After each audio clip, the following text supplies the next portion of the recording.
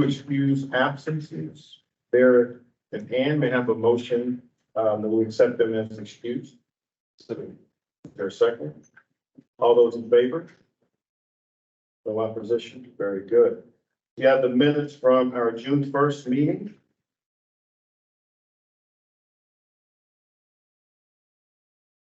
We have a motion that the minutes be received. Is there a second? There's Samantha. All in favor?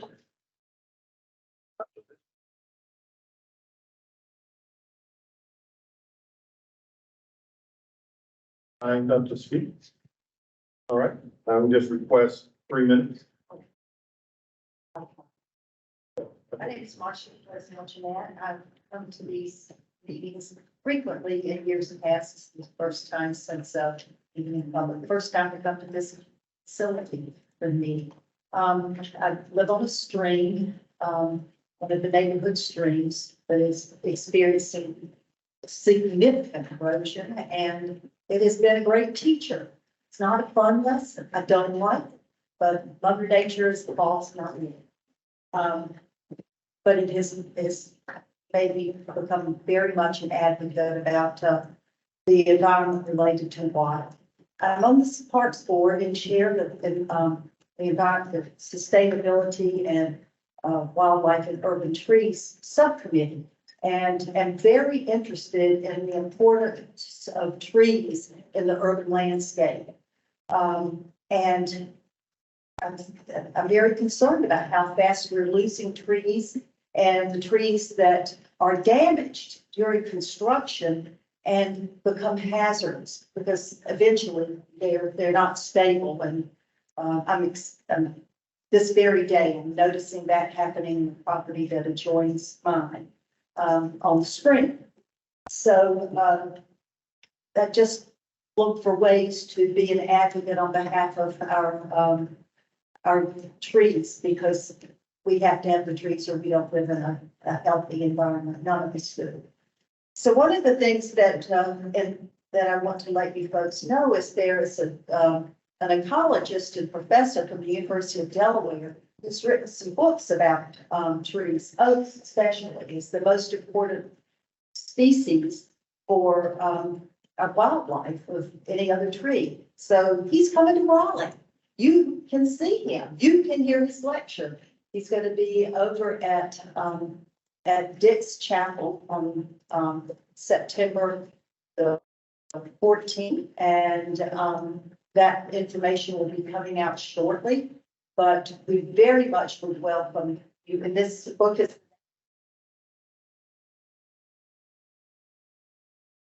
interested in trees.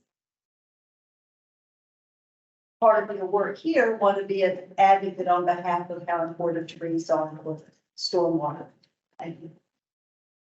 Thank you so much, Marcia. Thank you for the invitation on September 14th. Yeah. Okay. Comments.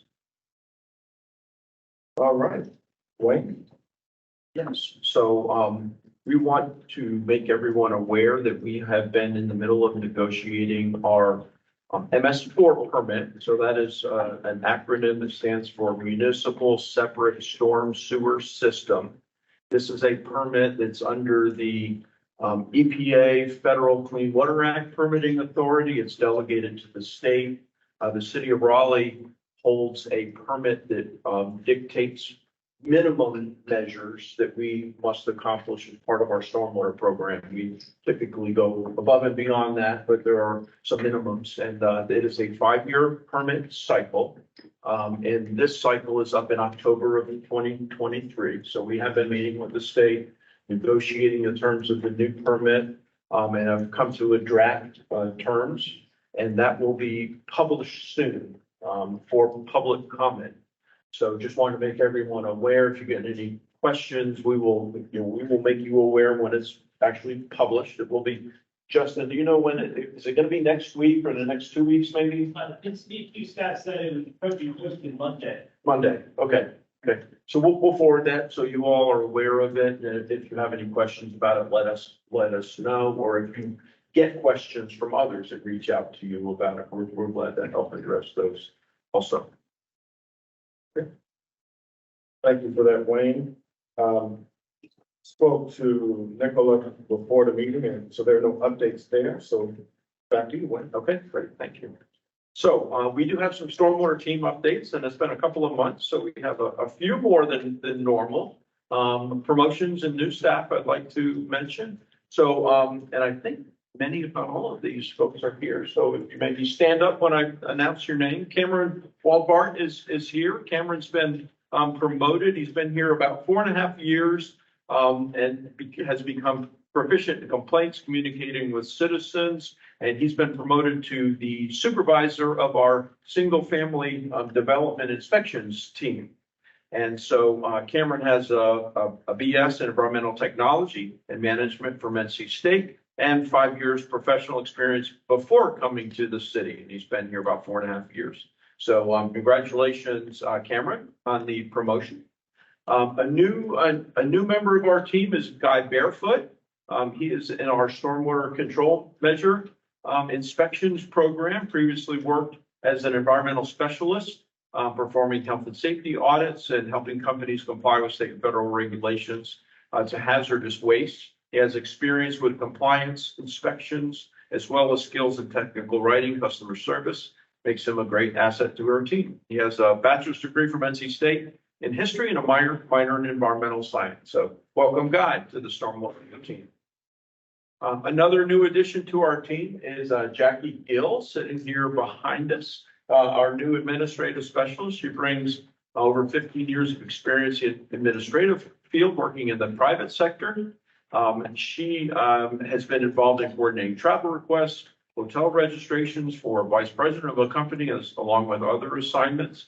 She will be here helping to transcribe speech minutes for these meetings in SMAC, that she brings experience doing that already, as well as preparing financial check requests, training manuals, and other tasks. And she will be our travel coordinator in our division as well. So welcome to Jackie. And then we have several more in our development inspections team. We have Kamala Dougherty is here today. Welcome, Kamala, to our team. She is engineering specialist for the single family inspections team. Graduated from the University of Life Sciences in Lublin, Poland, with a Master of Science in Environmental Protection, and comes to us from the city of Atlanta, where she has 5 years of experience in MS4 permit implementation and sediment and erosion control inspection. So brings lots of good experience to our team. Forrest Braswell is here as a new addition to our staff. He's an engineering specialist for the East Region Development Inspections team. Graduated from Southeast College and has over 20 years of experience as a leadership instructor in the military and customer service in private industry, with the last 7 years stormwater experience in the city's transportation field services group. So comes from the group that works out of this building. So glad to have Forrest join us from that side of the team. And finally, Rob Beasley is here as well, a new addition to our team. He is a senior engineering specialist for our East Region team, has worked as a consultant performing vegetation management for Duke Energy, stormwater pond maintenance, and third-party sediment and erosion control inspections. He has a bachelor's degree from NC State in fisheries, wildlife, and conservation biology. So very glad to have Rob here. And I think that's all of the new employees that I've covered. With that, I would like to introduce Alex Lynn. Alex is here and would like to speak briefly on, he's been with us as an intern the last 10 weeks as part of the Partnership Raleigh Community Client Internship, a climate internship program. And Alex is going to speak briefly about his time with us over the last 10 weeks. So welcome, Alex. Glad to have you here today.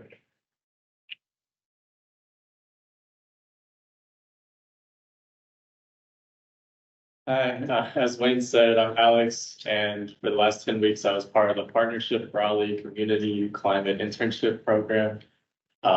And I had a lot of fun at Stormwater, and I'm very honored to be able to present what I learned and the research I did to you all. I remember 2 months ago, I was attending one of the meetings in June. I was sitting right there, and now I get to be up here. It's a really good opportunity. So here are a few pictures, highlights from my internship. These top and bottom is when I went with Kelly to Lake Johnson to look at kind of what USGS does in regards to the flood early warning system, and also seeing the mechanism for opening and closing the gates to release water out of Lake Johnson. And here's another thing. It was really cool to be able to see flood events happening in real time. I know one time in the morning, the parking garage was flooded, and then I made the decision not to go in that day, take a remote day. So it was really cool seeing how there's all of our systems operate throughout the city, and how we can get updates whenever we want and to be a part of that. So my supervisors were Scott Bryant and Monique Kumar. I also like to thank Matthew Hunt and Scott Smith in the back for just being very welcoming on the team throughout. And so here come my two projects. My first one was my main project, and that was comparing flood data from Crabtree to Walnut Creek. So using GIS software to view floodplains in Raleigh, and using R programming to analyze data.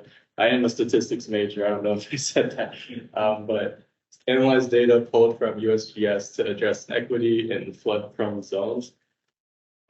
So with that, I kind of wanted, especially to address the equity part, because as part of our community climate action plan, one of the bullet points is to address climate equity. And the more I learned about climate equity, the more I learned that I still have a lot to know. Equity is very multifaceted.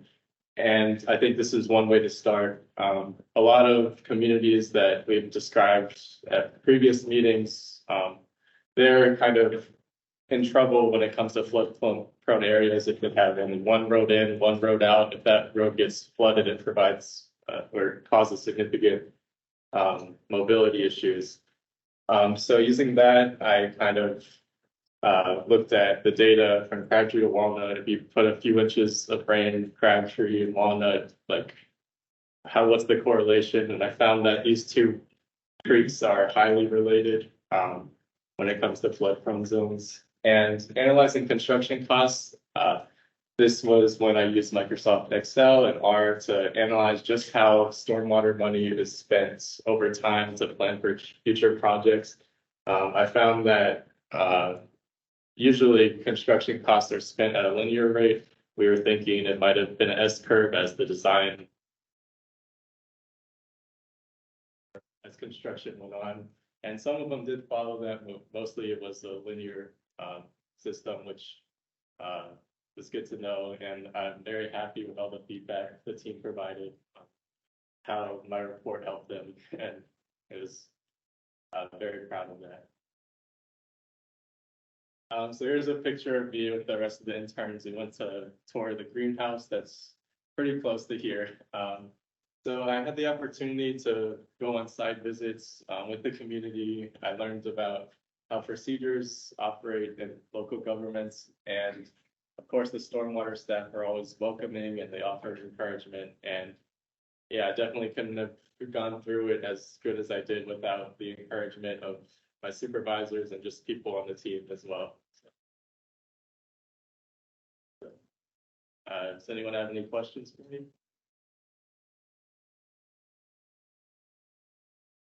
I'm just curious, did you pick the projects or were they given to you? So I began, Scott told me about the alluvial decoder project at Walnut Creek and how it's a visual display of like past flood events, how high the water is, and that really piqued my interest. And I wanted to see if there's a way we could potentially do something like that for Walnut Creek, especially in a place that's also flood prone as Crabtree. So got introduced the idea, I kind of made it my own, my project. So If I could just add a tweak to that, I think the relevance of that is we've only had gauging data in Walnut Creek for about the last, was it 5 years or so, Alex, right? Whereas Crabtree Creek, we've had gauges in for a longer period of time. So partly Alex's work would help us determine if we could recreate a longer record of flooding in Walnut Creek because of the correlation between the two. So I think that work is very helpful to give us a higher level of comfort that there is a correlation, if that's a fair statement to make, Alex. Yeah.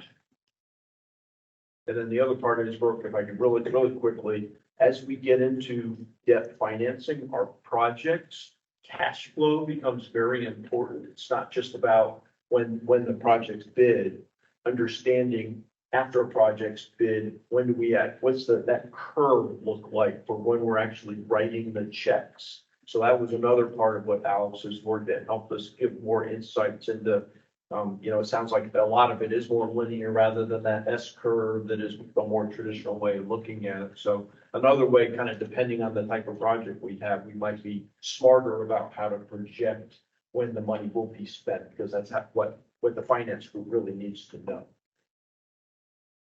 Thank you, Alex. A question I have is, what surprised you in your 10 weeks this summer? Did anything stand out and really catch your attention? Yeah, so a lot of what I like doing involves data, and I was really surprised to look at the rain gauges across Raleigh, to see, USGS monitors, stream elevations every 5 minutes even, and it's really impressive to me to see that the system is so formulaic, and we know when things happen exactly when they happen pretty much. So that was probably what was the most eye-opening for me. Thank you. Which report we sent out? Be glad to send out the information. Thanks, Alan. Great job. Thank you. Thank you. Okay, moving down, the next, I just want to make a note, there's a Rainwater Rewards Program quarterly update in your package. If there are any questions now, glad to take them. I will say Justin will be up here a little bit later on his agenda item, talking more about Rainwater Rewards as well. If there's any questions that you'd like to ask about that program and the quarterly report at that point in time. And then there are three financial fiscal related items under our high priority topics. I'm going to let Scott Bryant, our business and finance manager, give highlights on those topics, and we've got some good news to share. We do have some good news, and so welcome back, Commissioner. If you are doing well, get a nice break in July.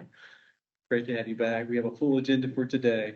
We're in the new fiscal year as of July 1st. We have our largest program budget to date, thanks to your support and council support, the highest level of service for the community thus far. So we're very excited about that. 36.4 million total, including our largest project allocation of 13.2 million. So very excited about that. ARPA. You're aware that we have 3 million of the city's ARPA allocation for stormwater projects a priority. We've encumbered just over $650,000 of that 3 million thus far. So we're making great progress on that. Our milestone is to have that fully encumbered by next December of 2024 and fully utilized by 2 years following that. So we're on good track there. Great news. And great news just this morning.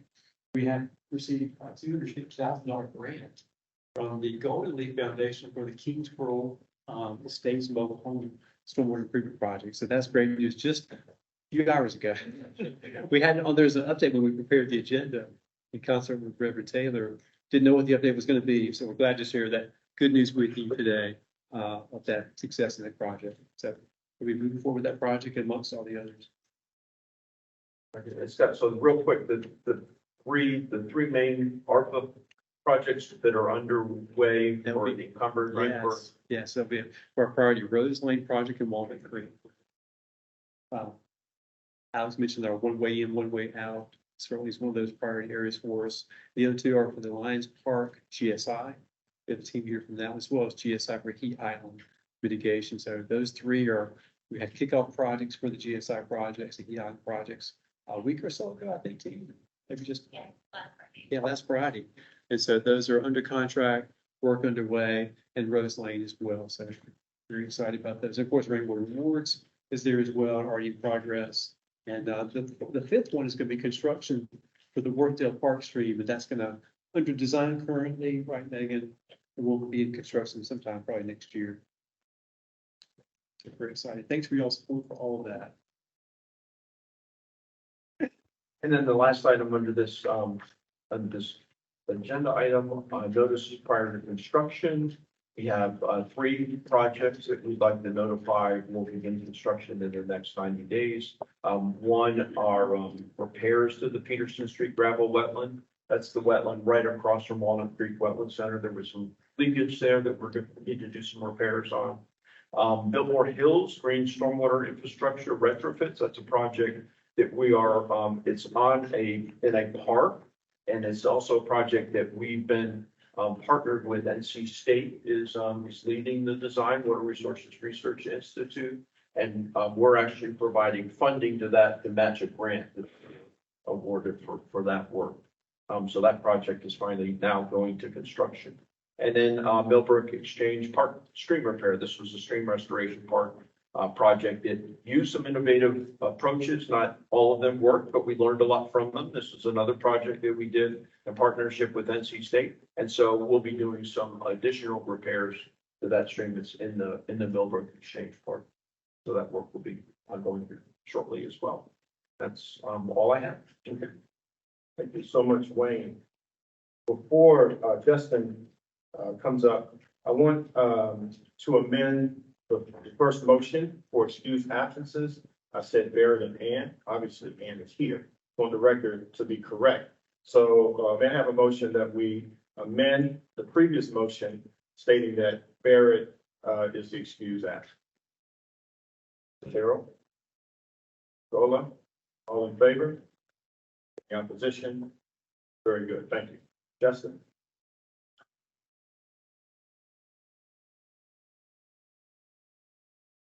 Good afternoon, everyone. Good afternoon. We have a very busy agenda today. We have 5 projects I have the pleasure to bring before you. And as it stands now, we have 4 more to bring to y'all next month. So, and then we'll be back again in October. So it's been a very busy summer with Raleigh Rainwater Awards. So of the 5 we're going to talk about today, 4 are between, the reimbursement request is between $5,000 and $30,000. So that the delegated authority, approval authority lies with the commission. So the first 4 will be the commission's decision to approve or disapprove. And then the 5th and final project is requesting above that threshold. And the role of the commission is to recommend to city council approval or recommend denial. So we'll separate them out as described. One other unique thing about these 5 projects, 3 of these property owners have already been to the commission for a previous project, and they're all back for a slightly different reason. So I will unpack that as we get to them. So, and one other thing I want to add, I always like to lead the presentation with what Raleigh Rainwater Awards is. And it is a voluntary reimbursement program focused on water quality. Projects have to be in excess of stormwater regulations, so above and beyond. We have to have funds available, which we do every year via our CIP budget. And the project has to be, quote, reasonable and practical per the policy. And the commission has historically looked at what we call the nitrogen metric to measure that reasonable and practical element of a project. So if there's no questions, I'll move on to the first of 5. The 624 Northeast Street was a joint project, a rain garden and a cistern back in January of 2022. The property owner tried to move forward over the last year and a half, and a couple things came to light. One, the project ended up being quoted as higher than what they originally anticipated. And they also saw an opportunity to capture several more downspouts to enlarge the size of the rain garden. And so they have withdrawn that original application that was approved by the commission back in January and have submitted a revised application with a slightly larger rain garden and then the same size cistern. Both of those projects capture different impervious surface runoff from the property, and all of it roof runoff.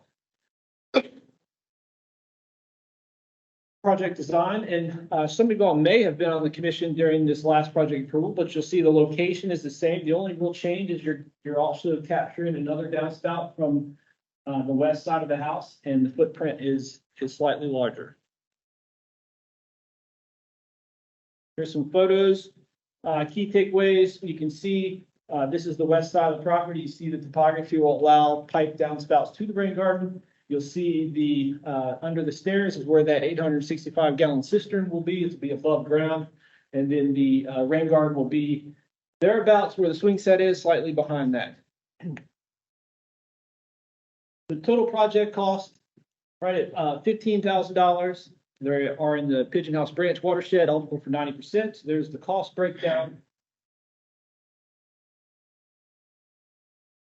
We have our nitrogen water quality metrics here. You can see the metric is about half of what the commission imposed cap is for projects. So it is very comparable. And are there any questions for this project? I'm more than happy to keep moving through these first four, or we can I can take questions, or we can take a motion on individual ones. I'll leave it up to the commission. Yeah, so we'll do these individually. So any questions? All right. So we'll vote on it. Yeah. All right. Motion to approve. Okay, and second. Make sure all in favor. Any opposition? Okay, thank you. All right. Second project or property dates back a little bit further. The original project out here was a 2,500 gallon cistern at Leaf and Limb tree care tree service company out western part of Raleigh, out Nile Road. They have since added out of pocket without support of Raleigh Rainwater Awards for a second 2,500 gallon cistern to augment that first one. And kind of unique how, and that captures about half of their facility there. They use that water to then fill their service trucks, which right here, they fill them up. They have 400 or 500 gallon service trucks that they then use on a daily basis throughout the city. They are now coming back to the city of Raleigh for a second phase of the project, which will be located, there's the original cistern, the one that they added out of pocket, and now they're going to capture this runoff with a new system over here. And they want to install two 5,000 gallon systems to capture about 8,000 square foot of runoff on this back side, or on the north side of the building. So in essence, all of their runoff on this, all their roof runoff on this commercial property will be going to two cisterns with immediate use. Just another point here is, even with this capacity that they've jointly used rainwater awards to support, they were still bringing in trucks of water to service their needs, both on-site and off-site. And so this is going to help mitigate that and capture that run. And I thought this was somewhat poetic. The new cistern system will replace the portage on the kind of the front side of the building. So it's that orange marks the spot of the placement there. They also have a few trees on hand, common species, so that they can quickly move out to different jobs, and they'll use, as you see, they have some short-term sprinkler systems set up, once again powered by their system. The total project cost right at $26,000. And you can see the general cost breakdown there. They're in the 75% reimbursement area. Very good project metric, primarily because they're capturing 8,000 square feet of impervious surface runoff. You could comparably, that's like 3 backyard rain gardens, which y'all would typically see. And that is Leaf and Limb, or 511 Nile Road project. Any questions on this? Are those below ground tanks? Is that what they're doing? They're actually above How are ground. they getting the stormwater tank from off the surface? So they'll use their gutters, their existing That's gutters. the roof. I Yes, sir. So all this roof surface that's got you. highlighted in yellow would be going to that system. I thought it was parking area. That's the roof. Is that new area highlighted, is that a new building? Or is that just an existing structure that's been there that they're not gonna be gathering water? So that is existing. You can tell it was built in different phases over the years. I don't know what it was prior to Leaf and Limb. But, yeah, so you had the original shop and then this big expansion. Yes, all this is existing, no change. I like this because the biggest problem we run into with cisterns is the water doesn't get used and it just gets held in the tank. And the next storm event comes, all the water runs off. So if they're using this water, that's a great use for it. And to second that, not only are they using it, so we have a purpose and we also require as part of our program to have a passive drawdown to get exactly what you're referencing, to make sure there is capacity. So they went bigger. Obviously, the first time, 2,500 gallons with our passive drawdown really cuts down on what they were actually able to retain over time. That's why they bought their second go around. They say, we're going to go as big as the program would support, justified to capture the 1 inch rain event and have that passive drawdown, which would support, that the 10,000 gallons. So they'll have some capacity on hand and they'll have for their use, but they also have some capacity to handle the 1 inch rain event, which is most of the rain events throughout the year.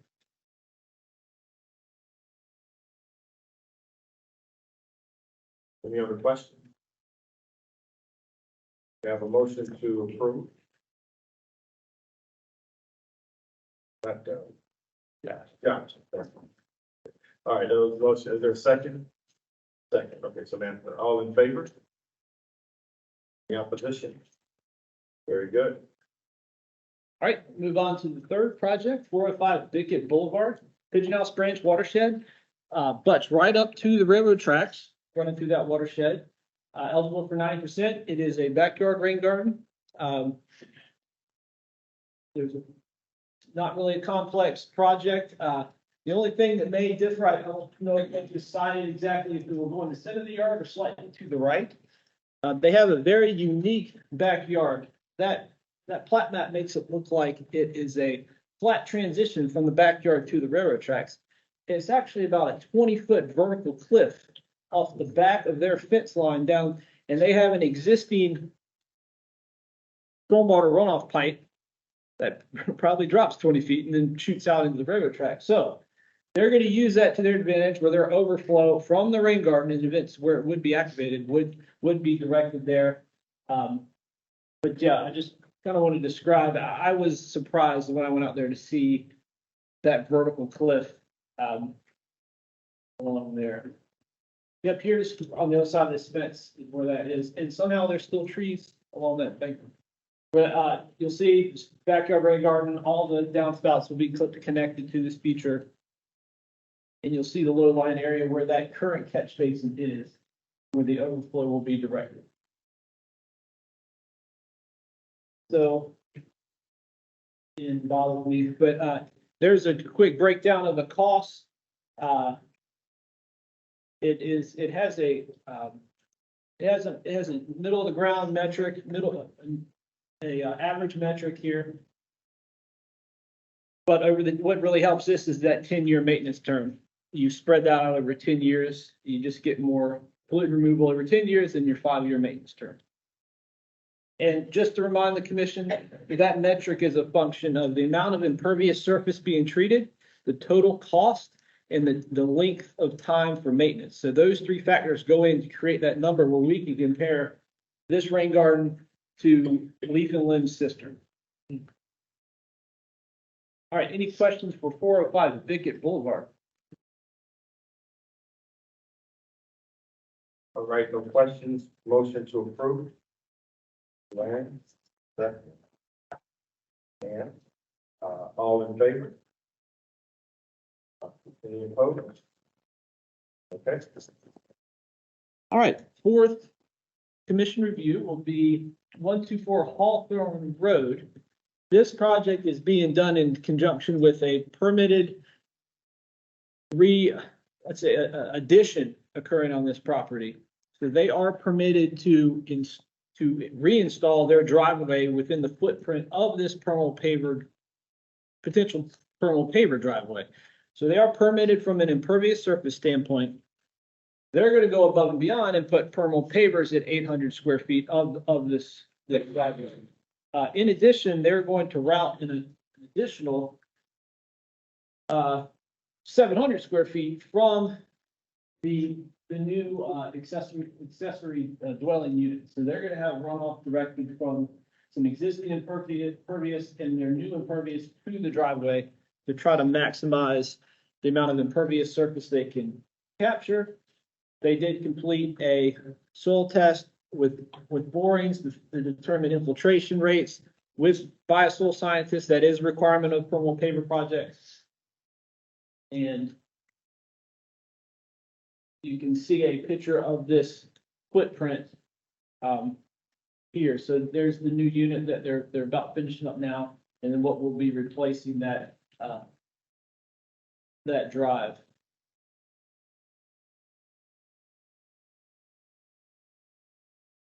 One thing I wanted to remind the commission about is how City Council has set up the program to support permanent paver projects. Is it's not a direct 75 or 90% reimbursement for the total project like a rain garden or cistern.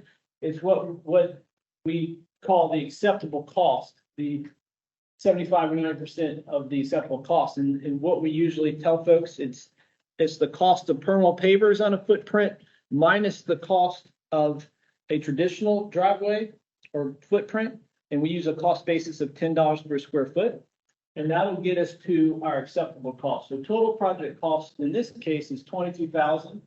You subtract that $10 times 800, which is 8,000, which gets you an acceptable cost of $14,156. So that difference in cost.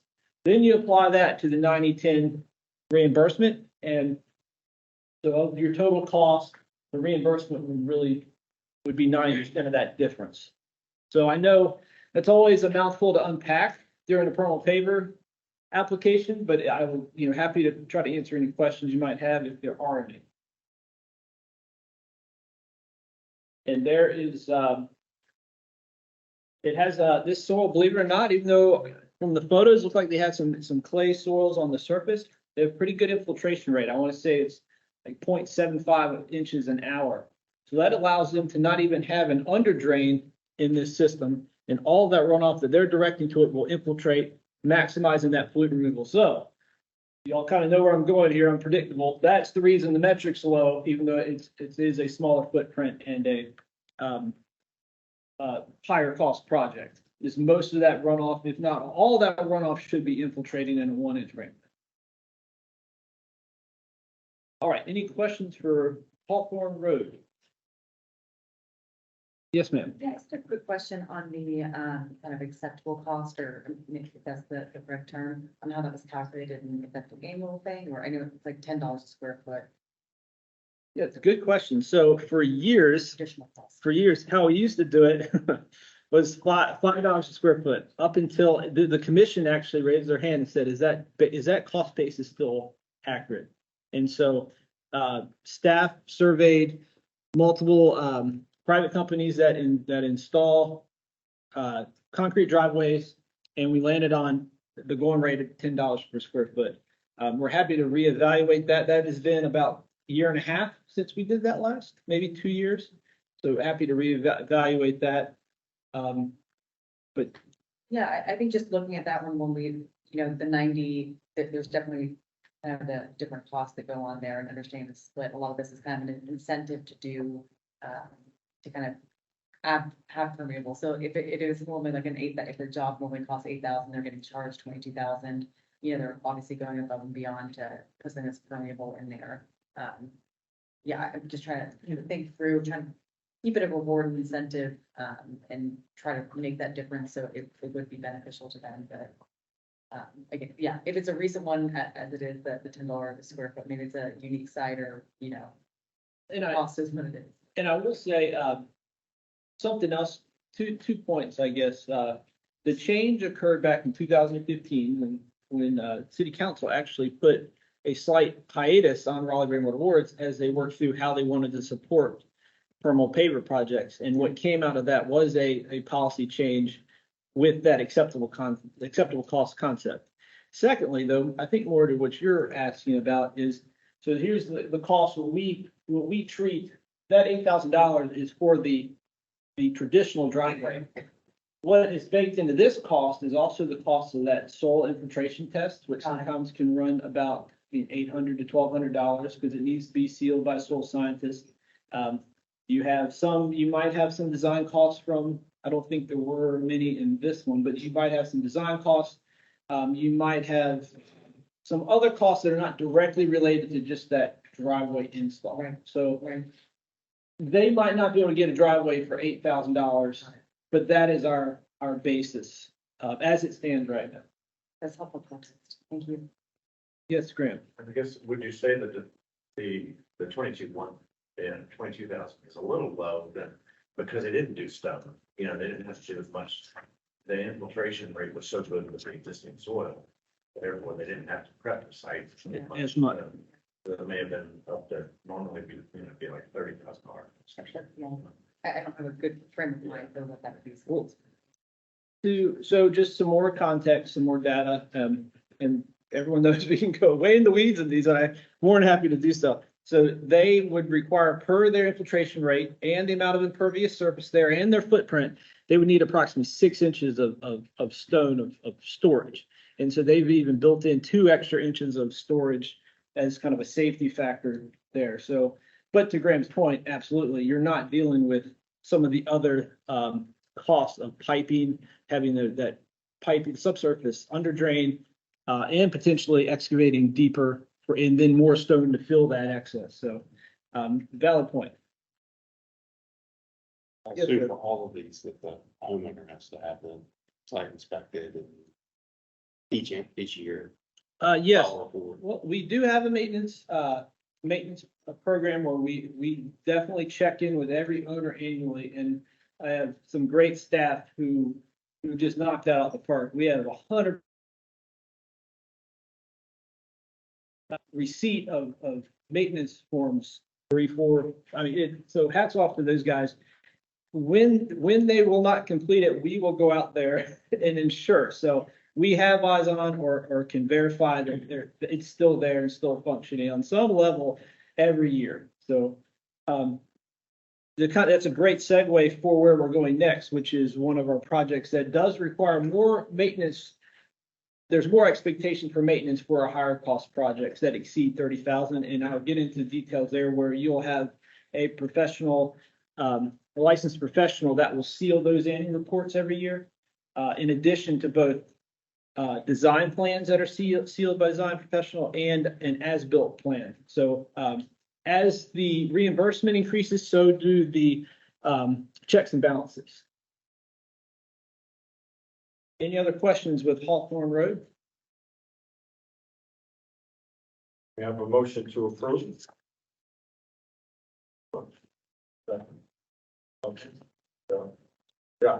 Okay. Doug and Lamont. All those in favor? Any opposition? Thank you. All right, now we will move into, I just have these slides, which because they were handled individually, are slightly out of context now, but it just shows where they rank against other projects. All were either near the median or at the beginning. And then our standard maintenance requirements per year. And I'll also add, for every project approved, they must enter in a legal agreement with the city. And as part of that legal agreement, they will have maintenance expectations as exhibit 1, 2, and then 3 will be that annual report. So their maintenance is an emphasis post completion. All right, so Crabtree Boulevard. Oh, yes, Graham. I have to accuse myself of this conversation.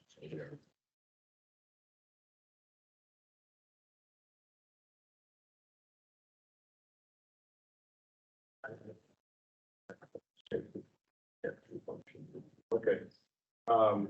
Graham stated that he will recuse himself. So may I have a motion to accept Graham's recusal? Okay, Josh, is there a second?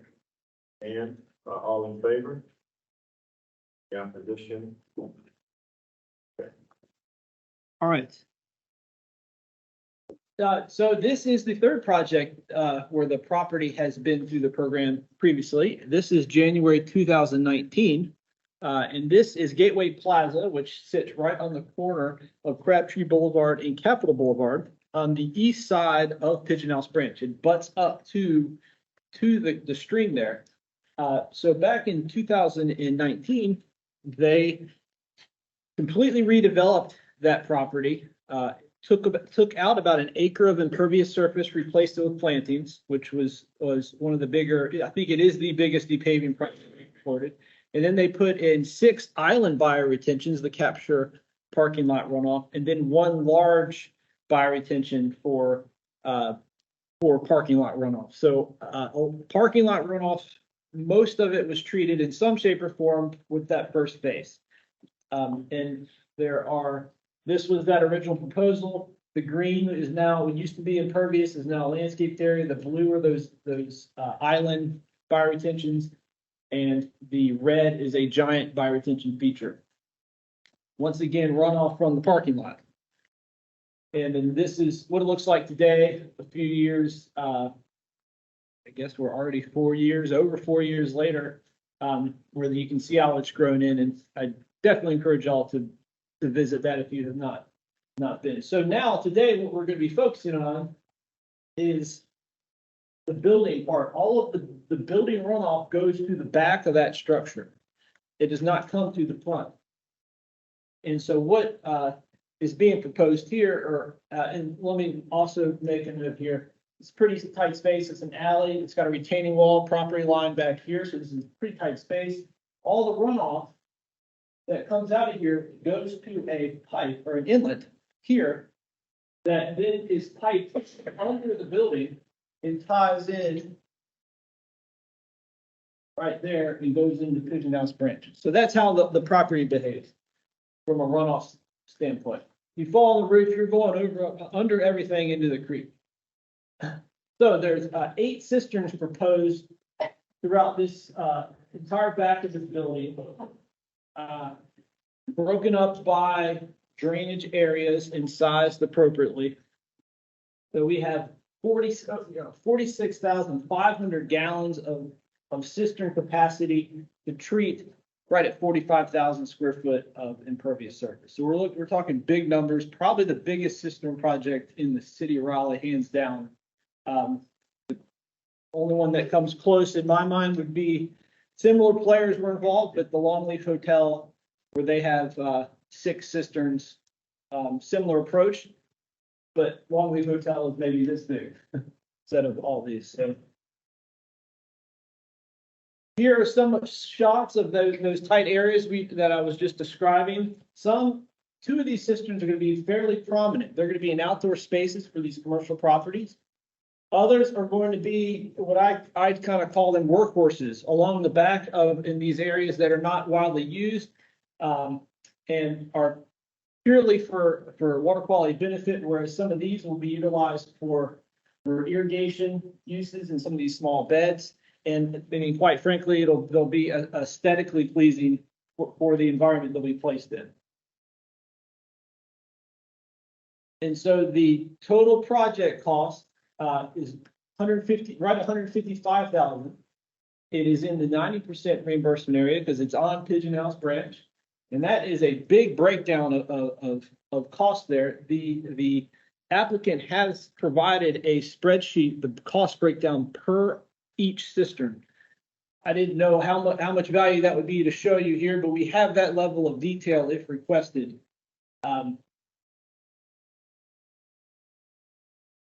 The metric is really good because of the amount of impervious surface being treated, as we talked about.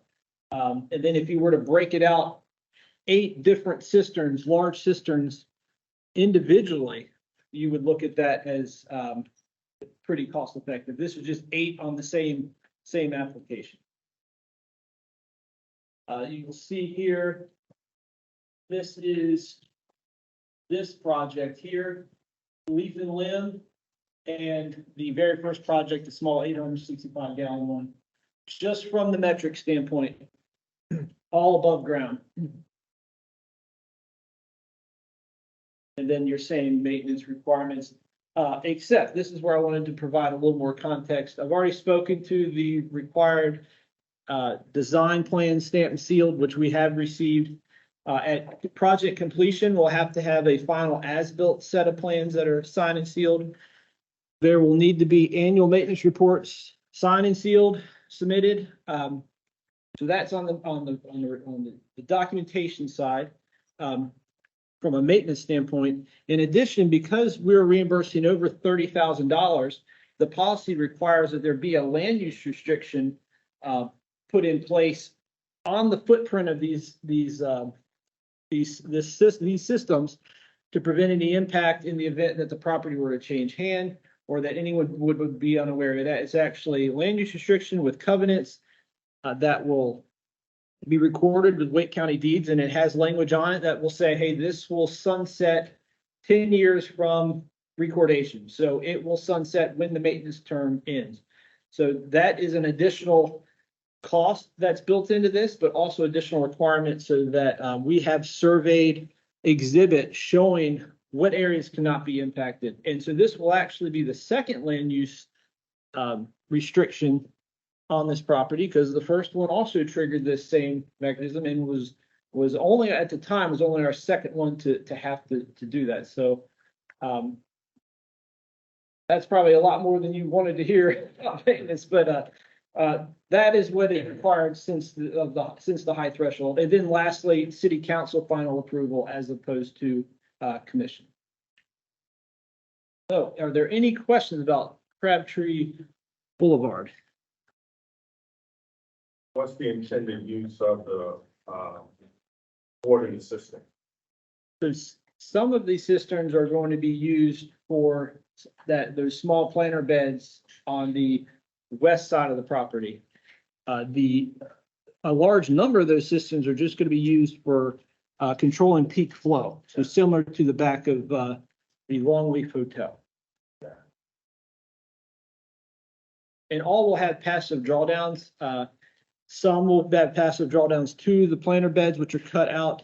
Others will have a cutout area at their passive drawdown, so as much as possible can infiltrate into the ground. What doesn't is then piped to that single inlet. So there was thought about how to handle passive drawdown times 8. Times 1, it's not big of a conversation, but times 8. And so there was a standard detail showing where possible, where applicable, that was the approach that would be taken. So, so that's what I know about use. Any other questions? Yes. I don't want to derail the conversation, but this is such a really cool project and it looks beautiful. And I'm wondering if there'd be an opportunity for signage since it's very. I forgot to mention. Place to visit and. Thank you. And it was mentioned to me just sitting over there. Part of the cost here will be educational signage. The players and the property owners or the reps have met with our communications group, and that is planned. I apologize to the applicant for failing to mention that already, but thank you, Ann, for bringing that up. And one other thing I had, there's also effort to potentially with this add signage to the first phase, which is right now it does not have signage, and it's right there front and center, and folks may not realize that's what it is. So signage has been a big part of this phase, and I think it was somewhat overlooked in the first phase. So thank you for bringing that up. Any other questions? I'm curious, stormwater staff opinion on commercial versus private. Obviously, we have a finite amount of money, and we're grateful to council for $13 million this fiscal year. This is a large chunk of that. And I just went back and looked at the data. At the same property, it was I think $120,000 investment in 19. And then at 300 North Dawson Street, same company, $80,000 investment. So, you know, you're $250,000, you know, over a 4-year period. And so, you know, is the opinion of stormwater staff, or do you have an opinion about from percent commercial use, draw on funds versus residential? Obviously, a project like this is more than any private, homeowner could do. And so, you know, 44,000 gallons in cistern is impressive. And so do you even think in those terms, or is it only in the ecological term where, this is good for the environment? Does my question make sense? Yeah, I think so. I think you're valid point, Reverend Taylor. The limiting factor on a lot of properties, usually it's the limiting factor on a residential property is the impervious surface to be treated. So when a home or a property only has 3,000 square foot of impervious surface, the program would justify a project to capture that 3,000 square foot of impervious surface. When somebody comes forward, a commercial property with thousands of square footage, the program's set up now to support capturing that. So I think that answers your question. As for the second part of it, whether we split it between residential and commercial, maybe it's a curse or a blessing. We have not been in a place where we have spent all funding and had to turn applicants away. We've been able to accommodate applications, even with a slight pause for a turn of a fiscal year, to then bring those projects forward and support them. So the commercial projects do come along occasionally, and they are a big ticket item. But so far, historically speaking, we've been able to accommodate with the funding that's been allocated for the program. But if there is more commercial interest in the future, it could become a challenge. Yes, I guess my question is it philosophical or financial? Because to Luann's point, if we had more of these requests, then of course the draw on the limited amount of money is quicker. And so then you compare that, this is a corporation that, I'm sure has an impressive ROI, which is very different from a homeowner. And so then if it's philosophical, which is we want to treat as much impervious as possible, then that is one thing. If it's financial, then we might come to a point where we need a different mechanism. And of course, our hands are tied by General Assembly because we cannot mandate that corporations adhere to the fine work that we passed in 2021. So then that will make this move. So we don't live in such a world. So that's why I asked the question. And it would be something for us to think about. I mean, it would be great if more corporations, nonprofits did that, because that is where you get the most bang for your buck, and the buck will run out. So. And I think too, it's like not just the dollars that are spent, but it's the impact that it has. Yep. So if they're very visible projects that goes to educating more homeowners, that Yep. has a tremendous value there as well. So I don't know if this is possible. I'm just spitballing, but like if a corporation has come back to council and commission repeatedly, maybe like the amount of funding that they get is reduced, just to make sure that it's still spread out equitably. Right. Allow.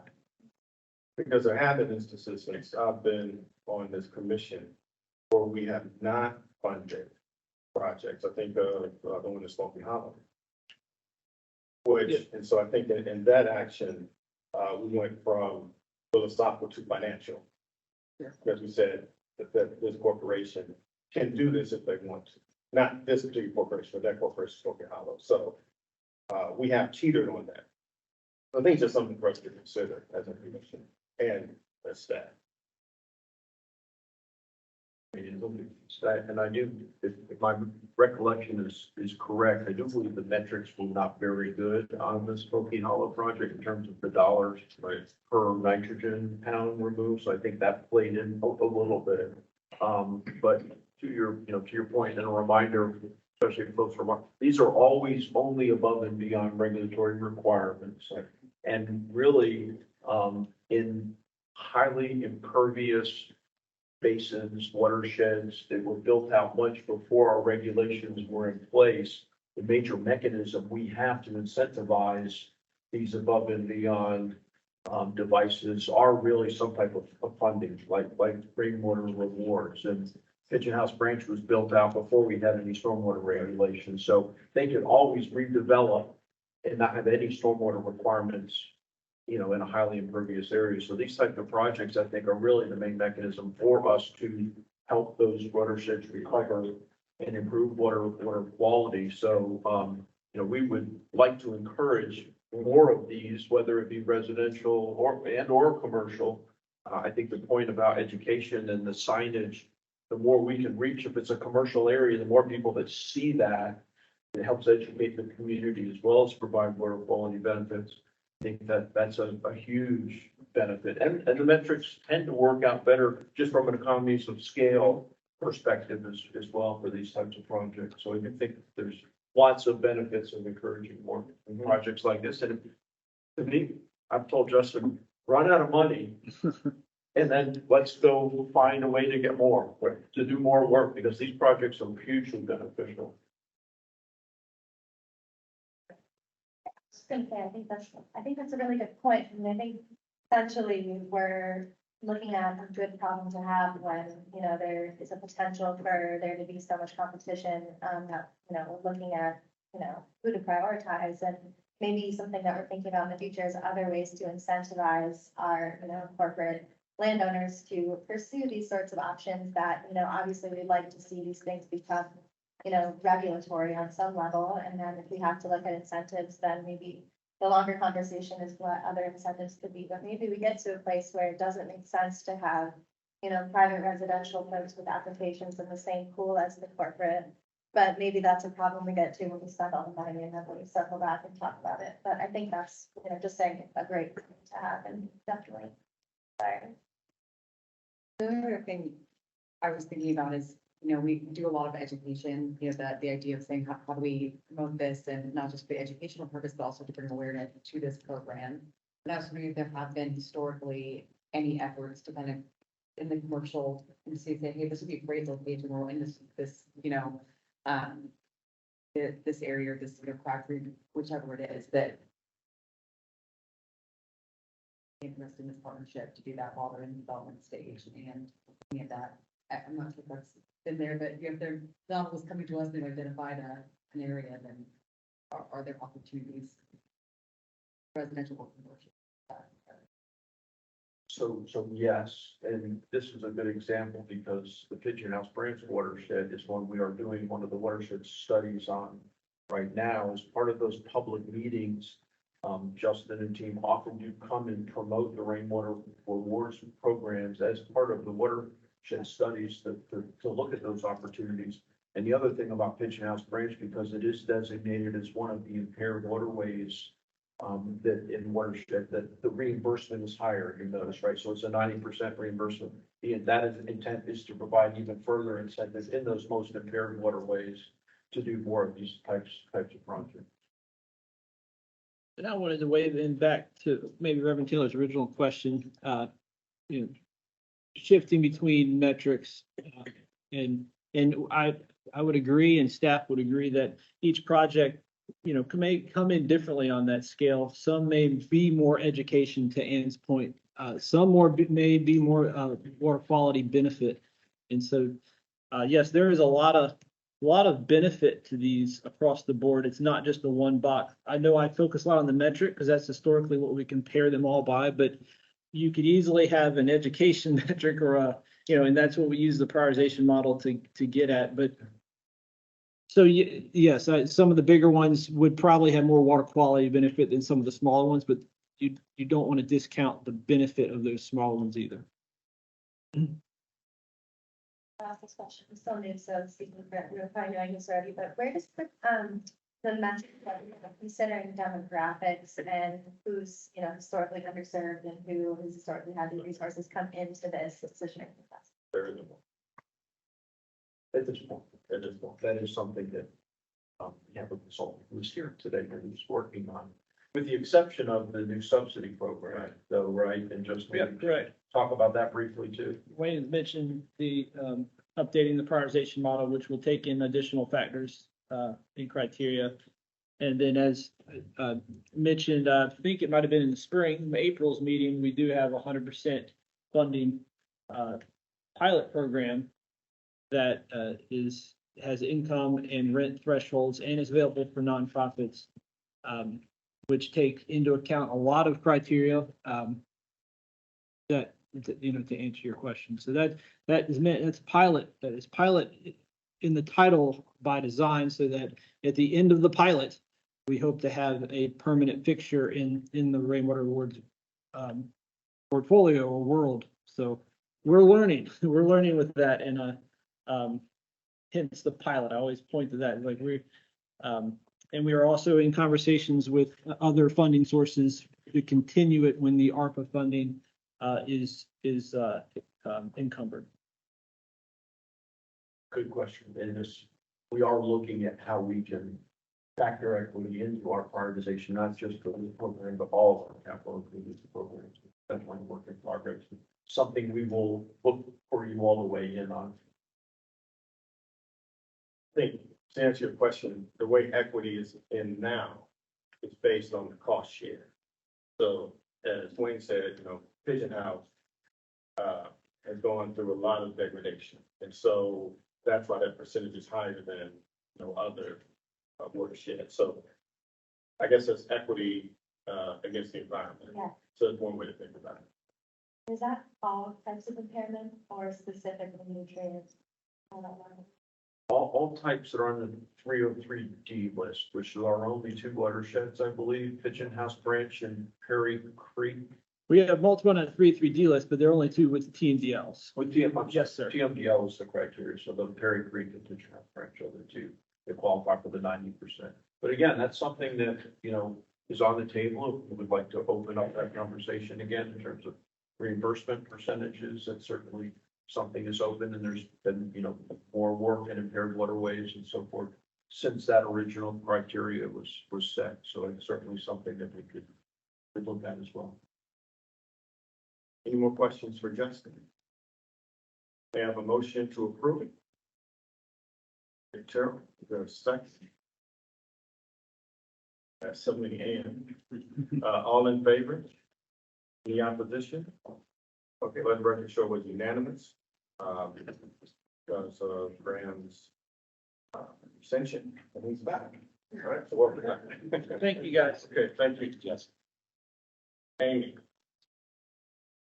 Yes, so Amy is not well today, so it will not be able to give the presentation, but David Kiker is here, and he has representatives from AECom Consultants here who will help him as well. And I think Scott Bryant is going to help out from a lake management program evaluation perspective as well. Thank you, Wayne. Good to see everyone today. I'm Dave Kifer, a supervisor in the Stormwater CIP group with the city. With me today is Scott Bryant. He's going to share some information on our lake preservation policy. And in addition to Scott, we've got our engineering consultant and project manager, Maureen Harris with AECom. She'll share some of the alternatives that were evaluated as part of this study to bring the Camp Pond Dam into compliance with North Carolina dam safety requirements, consistent with our lake preservation policy. So, in addition to Maureen, we've got Todd St. John and John Beauvais, who are in the back. If have been involved with this Camp Pond for a period of time. We had a previous study done with an emergency action plan, so they're here to support. So I'm going to share some of the background of the project. Scott's going to talk about the lake preservation again. Corey's going to talk about those alternatives. So just to get you oriented, Camp Pond is in the northwest side of Raleigh. We've got RDU Airport up here. As you can see the belt line here, and we're getting towards Lake Umstead Park. So we're on the back side of that. And that's where Camp Pond, right off Ebenezer Church Road, right where that is. So this figure right here shows Camp Pond right in the center of the slide. The lighter areas are unincorporated areas of Wake County. The darker gray area is the city of Raleigh. So this project built upon is right in the middle, right on the property line. So in total, we'd have 531 acres drained into the pond. The majority of the watershed, the lower half of the watershed is wooded and residential.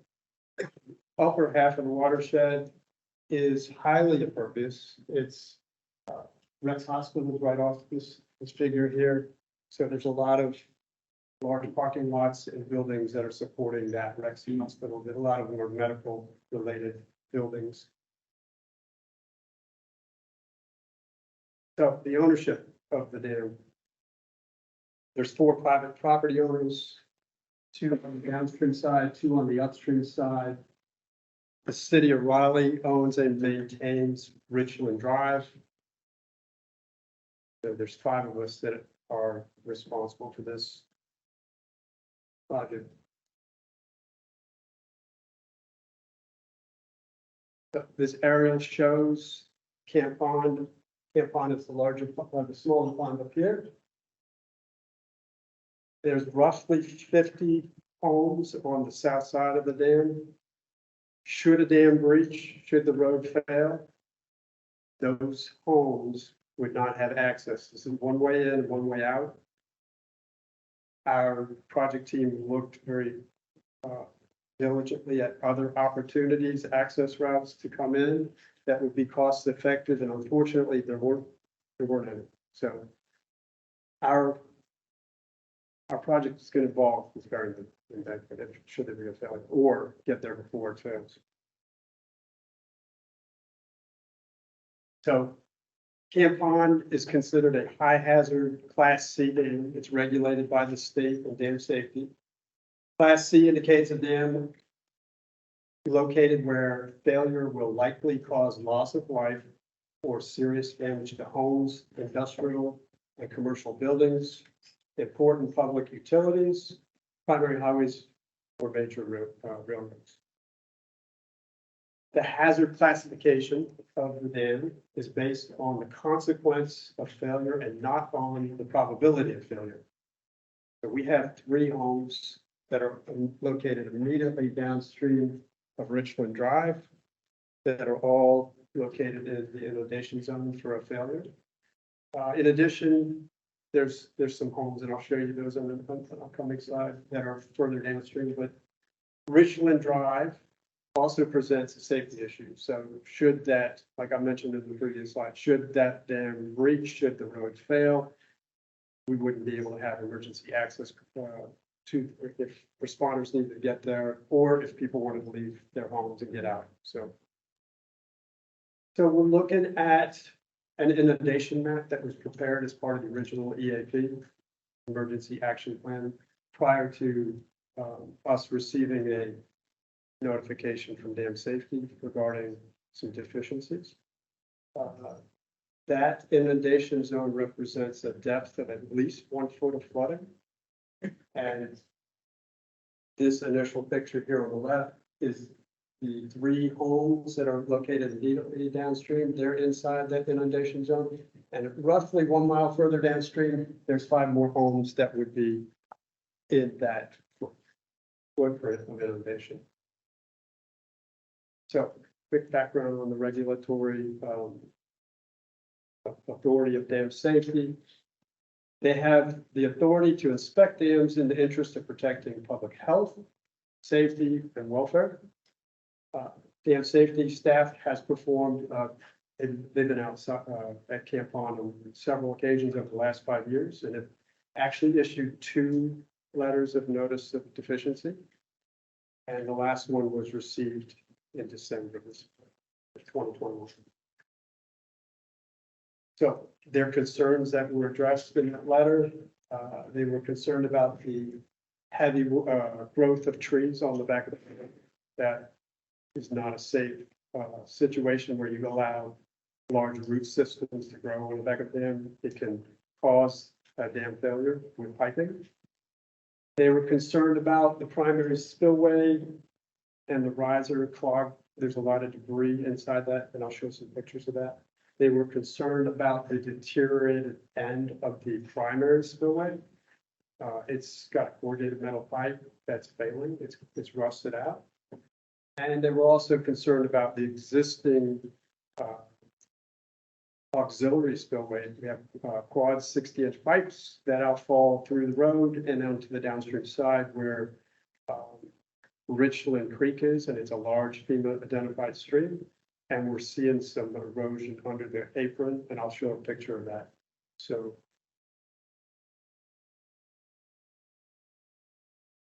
for dam safety, the owners of the dam are required to perform the following. This was outlined in the letter that we received. Notify dam safety of intended response to that notice of deficiency. We've done that. Submit an updated emergency action plan to, we are in the process of doing that. Complete the basic remedial actions that were outlined. We've done some of those. We've removed a fence that was causing debris to collect at the auxiliary spillway. And we are also monitoring the dam now. We have a camera set up that we can see the outfall structures and how they're doing during a storm event. So, and we have retained the services of AECOM, our engineering consultant. So dam safety, we've had a lot of coordination. I should throw out before we go, and for the Amy Billings is our project manager. She has worked diligently on this project. She unfortunately was not able to join us tonight. She's recovering from the procedure. So she has had some extensive coordination with dam safety, and we've had them on site on 3 different occasions. She's been coordinating diligently with the property owners. So there's been a lot of communication on this project. Basically, dam safety is very happy with the progress they're seeing from the city. So here's a couple of pictures to help drive home why they're concerned. This is the corrugated metal pipe that I was talking about, that the riser on the upstream side of the dam outfalls through this pipe. The bottom of the pipe, it's a 36-inch pipe. The bottom of the pipe is so rusted out that there's material falling out through it. There's also water flowing through the bottom of the pipe. These are not good, safe environment for a failure to occur when sediment is pulling through that system. So here is that auxiliary spillway I was telling you about. So there's bedrocks in this vicinity, but Richland Creek, the famous creek, is flowing laterally to this pipe system, and it's undermining the apron. So, and here's some of the debris cloggage. So here's that 36-inch pipe. You can see all kinds of sticks and leaves coming out of it. You can also see water flowing through the bottom of it. It's supposed to flow out through the end of the pipe.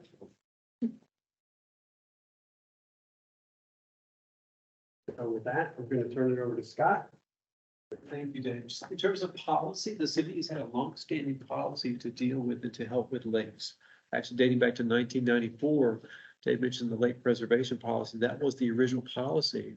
With the commission's input several years ago, that's been revised now to the lake management evaluation policy.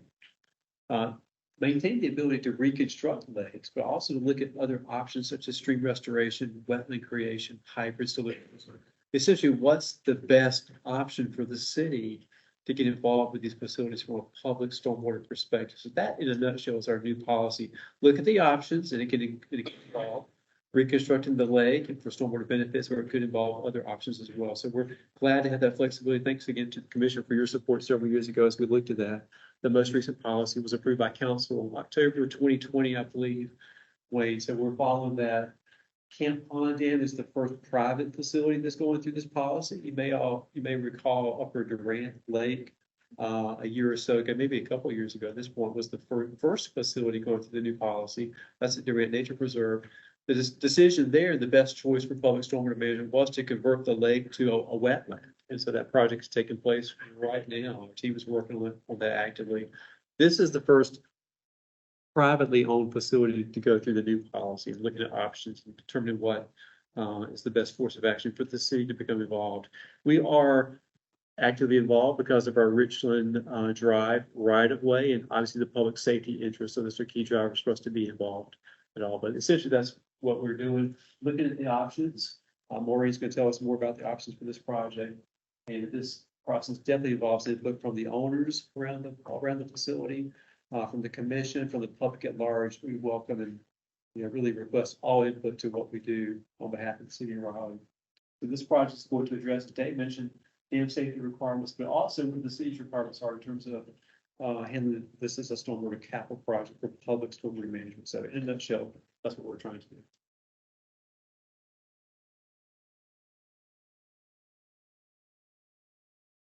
Turn it over to Maureen Harris with our engineering consultant, AECOM. Thank you all for the opportunity to present this project to you today. We've really been looking forward to it. I get the fun part, and that is telling you about the engineering concepts. But first, before we do that, I just wanted to reiterate some of what Scott just said, the why for why the city is getting involved in this project, even if it's a private lake. The first reason is because the city's main priority is public safety. That is, I need to speak louder, okay, I need to project my voice. Not the greatest at that. Can everybody hear me? You're doing great. Thank you.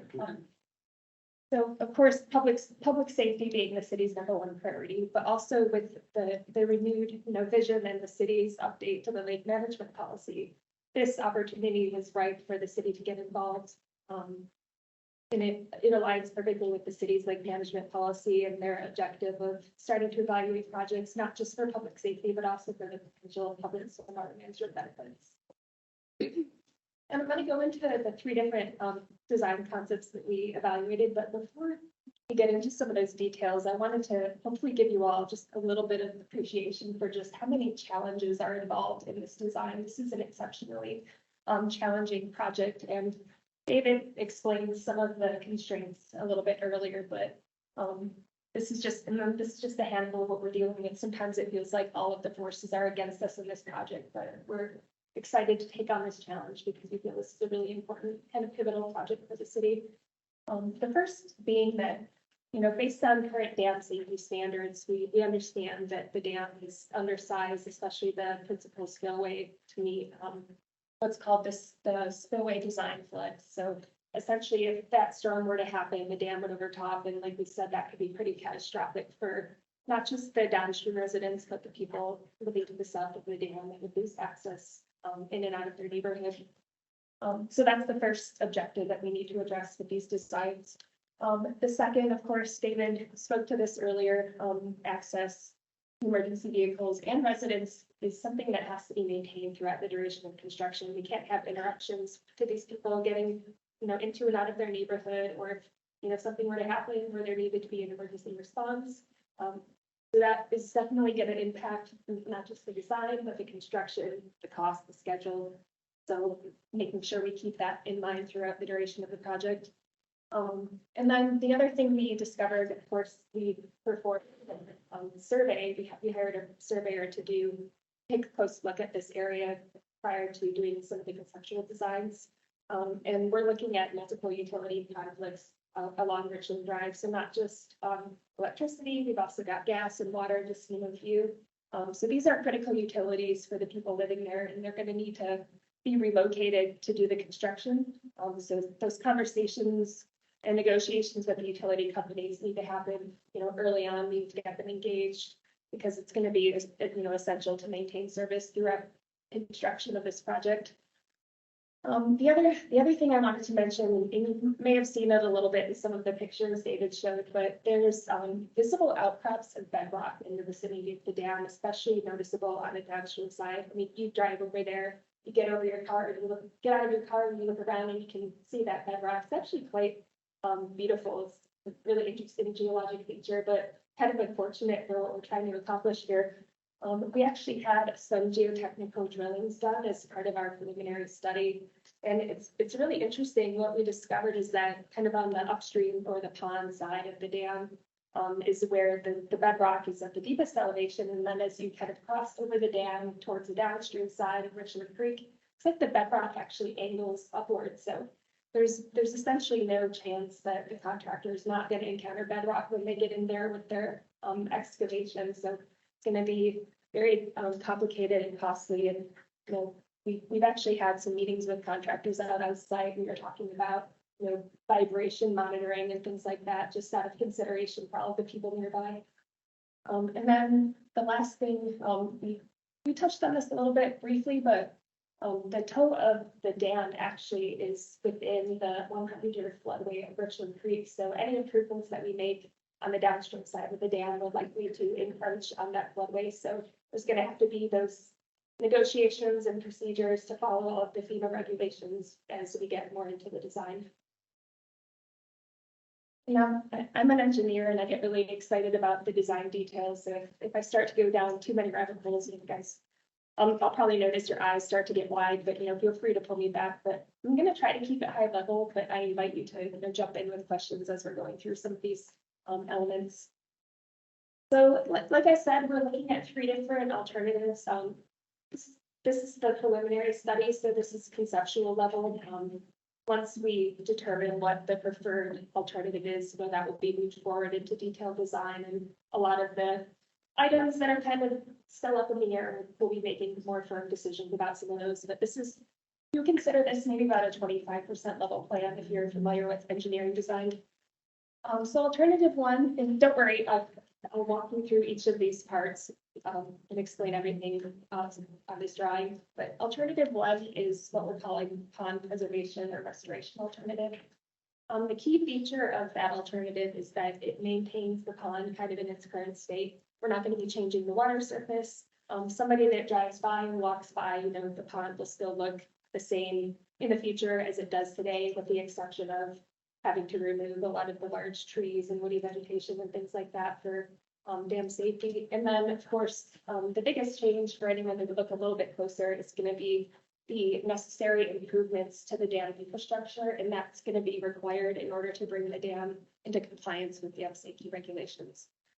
So start here. So we spent a lot of time already talking about that 36-inch CMP principal spillway that's kind of rusted out at the invert and there's water pouring out through it. So the first objective with this design is to take that thing out. It's got to go. It's the most threatening feature of the dam right now.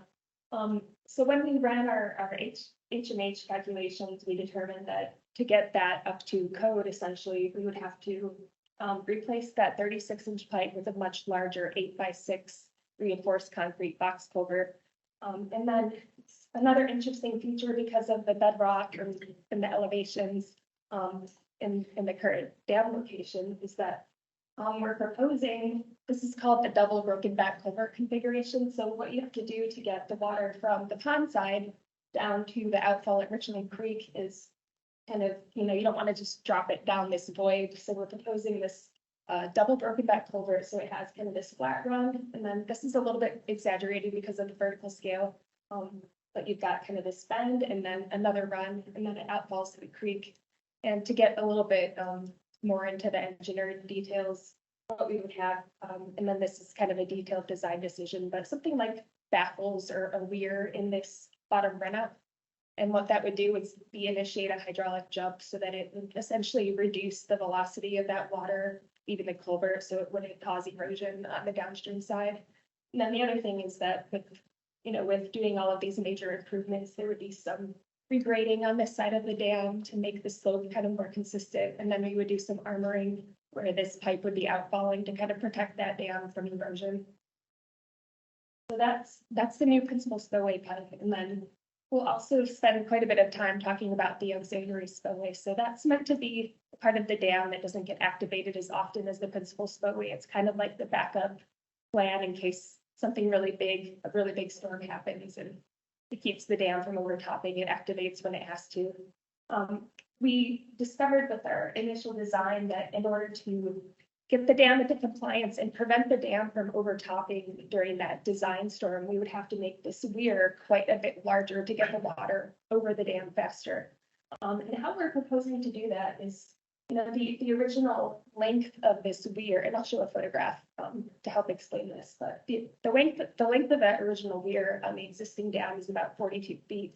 What we need to do to get that into compliance with this design alternative is add about 30 additional feet of weir length. So being that it's a relatively small dam, one way we propose to do this is with the installation of this, looks like an alligator's mouth. It's called a labyrinth spillway. So what it does effectively is makes a lot more distance for water to travel over more quickly, but in a shorter, within a smaller space. So it's a really efficient way to get your weir length longer, get water over the dam faster in a smaller space. Let's see, and then of course, some of the features that are going to be consistent among all of the design alternatives is anywhere where we're going to be disturbing that slope, we're going to be, it's really, really steep.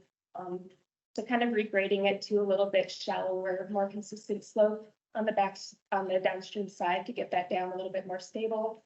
And then all of the large trees will be taken out.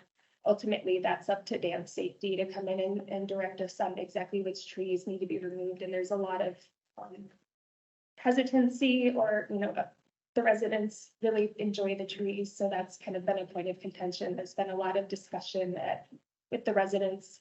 We had a public meeting and a lot of concern about the trees. I think that covers main features. So this is the existing auxiliary spillway, and wanted to really focus on this weir wall that kind of runs across the front of that spillway. So it's really interesting how it currently functions, because you've got four 60-inch pipes just behind that weir wall. So we have a ton of capacity to convey water there, but the way this weir is currently placed, it's not taking full advantage of the conveyance of those pipes. The way that the elevation that it is, water isn't able to get in there as quickly as possible. And that's one of the reasons why the dam is currently not able to meet existing dam safety standards. It's just not able to get the water over the dam fast enough. So, sure. The lake is sitting right behind us, so water comes over and pours into there. So That's right. And then this is Richland Drive right here. You can see just side. So as it stands right now, this weir doesn't get activated very often. And so with these three design alternatives, we're going to be proposing changes to this weir where we get more water going over the weir quicker. And what that does is enables that principal spillway replacement to be a lot smaller than it would have to be otherwise. So we had a public meeting went really well back in April. We got a lot of really great feedback from not just the property owners, but the local community. We had pretty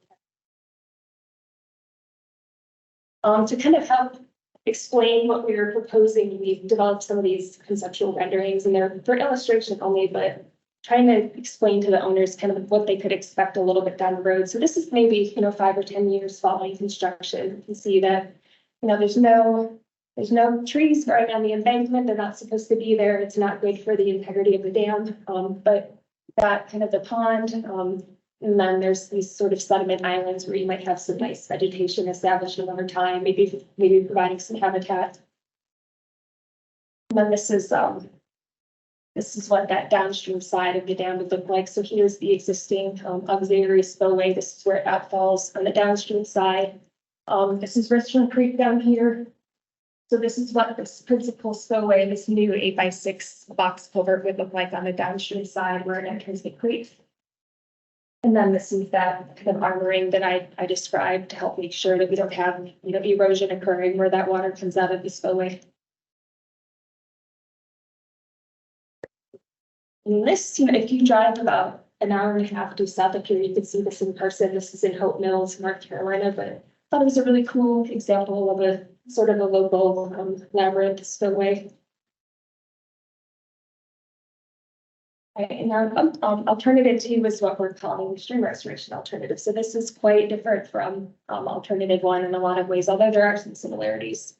So the main feature of alternative 2 is we're going to propose lowering the principal spillway to the bottom of the current pond so that it will no longer be permanently impounding water. So you'll lose that pond feature. But what we propose to do is install some stream restoration measures. So if you speak the stream restoration lingo, you've got riffles, pools, and meanders. And what this will, by lowering that spillway to the bottom and having the water drain out and not be a permanent impoundment anymore, encouraging the original stream to kind of reestablish where the pond was. And I'll explain this a little bit more. So this side where you're looking at where the current embankment is, it looks quite similar to alternative one, but there's some really important differences. So instead of having that riser, so the riser is what gives your pond the permanent pool. So the riser goes away, and what it's going to be is an open culvert at the bottom of the pond to allow the stream to just kind of freely flow across the former pond bottom and into that spillway. Because we're still having to design for that large, because of the existing, classification as a high hazard dam, we're still having to design this to maintain a really large storm event. So we have to keep the spillways as they are, but the spillway length doesn't have to be the length that it does with alternative one. It's actually the same length as it is now, but what we're going to do is extend sort of the sidewalls down towards the bottom of the pond so that water can get in, so that we don't have any impoundment of water.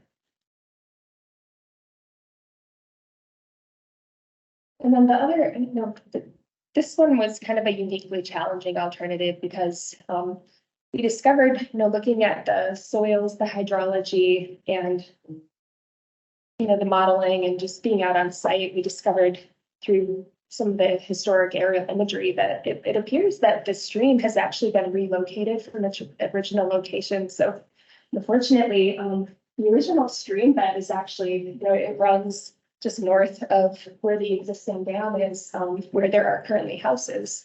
So in order to do what would actually be a full stream restoration, we would have to impact those houses. So what we're left with is this really steep drop off with bedrock between where the current pond is and Ridgeland Creek down at the bottom. So in order to do a full-blown stream restoration where you would be restoring that stream to sort of the original, stream geometry and elevation, we can't really do that because we're looking at a 15-foot elevation difference between here and here. So to do that, it would be, an extremely steep and erosive stream. So we're kind of proposing something that's more of a compromise where, we're not going to be blasting bedrock, but we're still able to get essentially a stream that may not be the same as the original character of the stream, but it functions as a stream the best that it can, given the geology and sort of the difficult constraints of this area. This is our rendering of what this might look like. So you see kind of a meandering stream, and with the lake being lowered, this would eventually kind of fill in with vegetation over time, and it might take on a little bit more of like a wetland appearance at times. And then this, I meant to put this out. So this is actually where the current deepest part of the pond is. So we thought, with this design, why not kind of maintain that as a feature, provide some additional habitat, maybe allow some different types of vegetation to grow, to have sort of some different water zones, but just it would be just a really small offline pond. And then alternative 3 is what we're calling the hybrid solution. So it kind of takes of alternatives 1 and 2 and combines them in a way that we see as sort of like the compromise solution.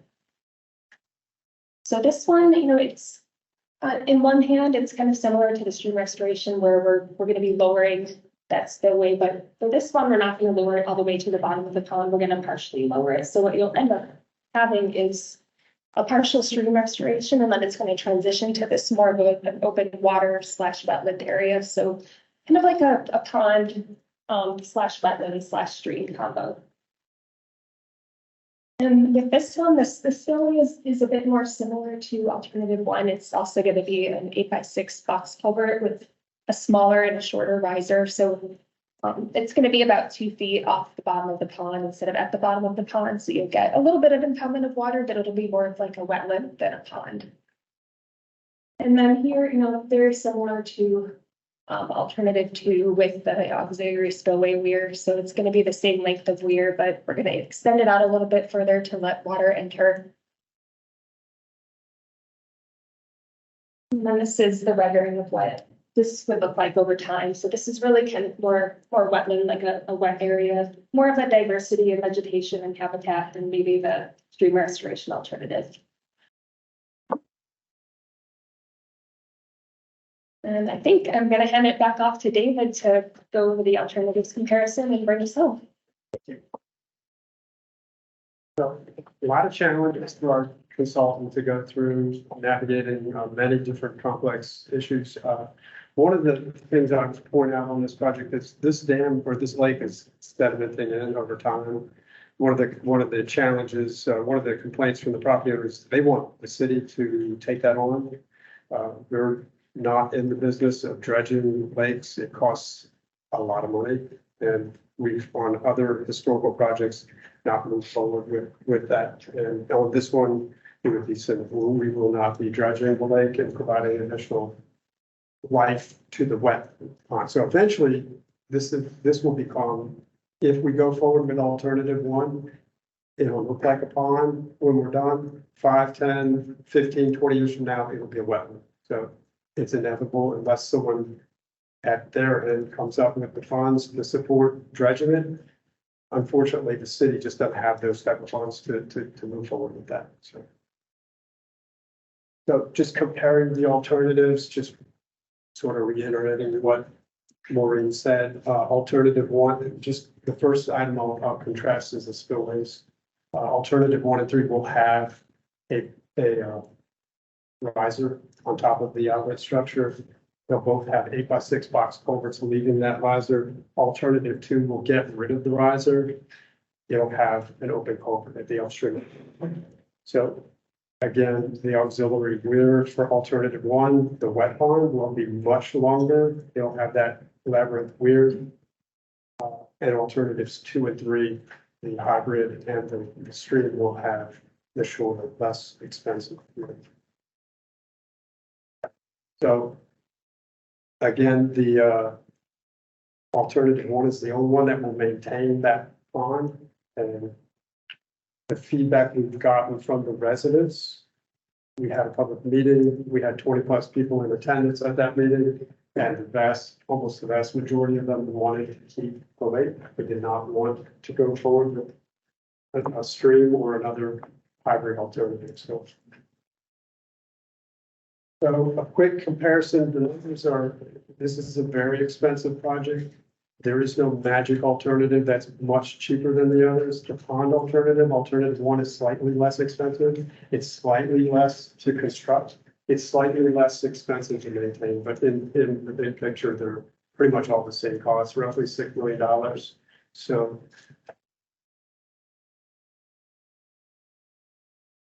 all 3 alternatives will address the notice of deficiency items listed by dam safety. All 3 alternatives will address city's equity goals through public stormwater management benefits. Alternative 1 is the one that was, like I said, strongly supported by the residents and the community. Used multiple decision criteria analysis, MCDA, to compare the relative performance of the 3 alternatives, and I'll share that with you on this slide. So this, at the upper end of this chart, we've got the dam safety concerns, we've got the water quality. These are the criteria we use to make a recommendation. There's a lot that goes into the final recommendation. Flood control was brought in, habitat enhancement was considered, public investments was brought in, project implementation timeline was factored in, initial capital costs was factored in because the cost of the project, and ongoing operation and maintenance. So you can see if you compare all 1, 2, and 3 here, a lot of them have similar benefits, but in the end, the lake alternative 1, the pond keeping it, was the one that scored the highest and the one that we recommended. So I'm not going to go into detail on this unless you would like to, and I'll be glad to come back to that. I'm just curious why the stream restoration has the lowest water quality score. So what I would think would be. you could make an argument for, there's different criteria you can look at. The stream does have pollutant removal, with the vegetation.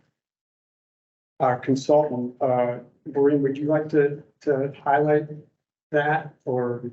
Yeah, our thought there was that the comment provides the greatest reduction, the opportunity for the settling their clean uptake versus the stream where the water's constantly flowing. So there is pollutant removal in a stream and, the actual settling of that water out into the, pond itself. This is, we talked about this, we may look into focusing it on like a 1-year storm and having that detained for a longer period of time. That's not a normal design, but it's something we're gonna look at final design, is trying to enhance the settling time for this pond, so it becomes more of a water quality feature. That's something that wasn't done at this preliminary stage, but, yeah. Alt two, that becomes basically a box of culvert, so would it no longer be regulated by dam safety? Well, it still would be regulated by dam safety. John, do you wanna share why it would still be regulated with dam safety, would go with, the box?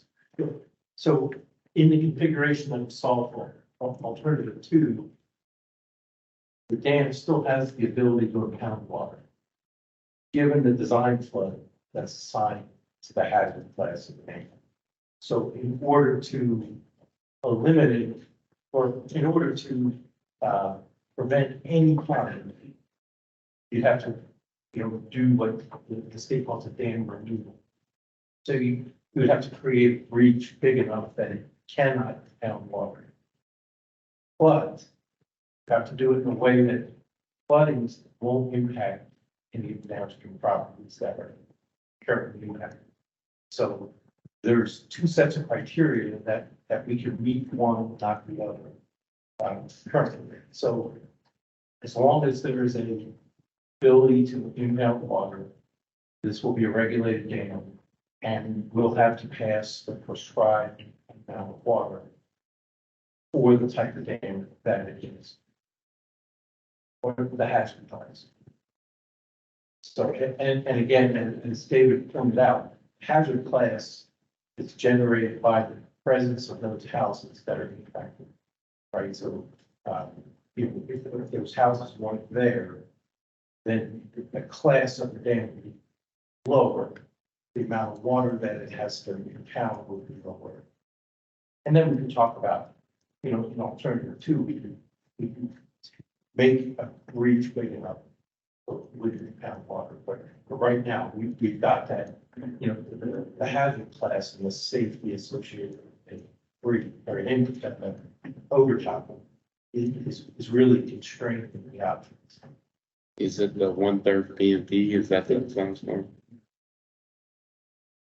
And again, to reiterate, the dam as it is cannot handle the water without overtopping. Yeah, I mean, I guess my thought was it becomes a road with a culvert under it and not a pond instead of a dam, which we don't design roads for 1/3 PMP storms, right? Right. So, that I was just from the cost perspective of having to have inspections, and then you could have trees on the embankment if it's a road. It's a different storm design, so where I was kind of going with that, that's What makes this unique is the location of houses, essentially, understood. immediately downstream of the area that would be in. Thank you.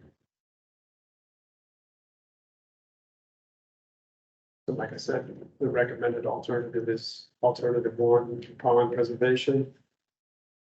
This addresses the notice of deficiency criteria that were listed in the by dam safety. It prioritizes public safety by improving the dam spillways to meet dam safety regulations. The anticipated lowest ongoing operation and maintenance needs compared to the other alternatives. And it's the widely preferred alternative by the residents that own property and also within that lake woodlands or inland woods neighborhood.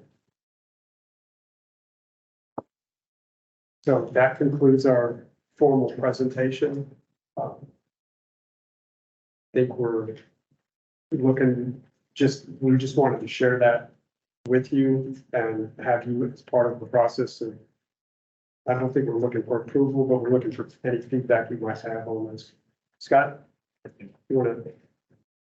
Yeah, so great discussion. So input, guidance, thoughts on these options, certainly we welcome all of that.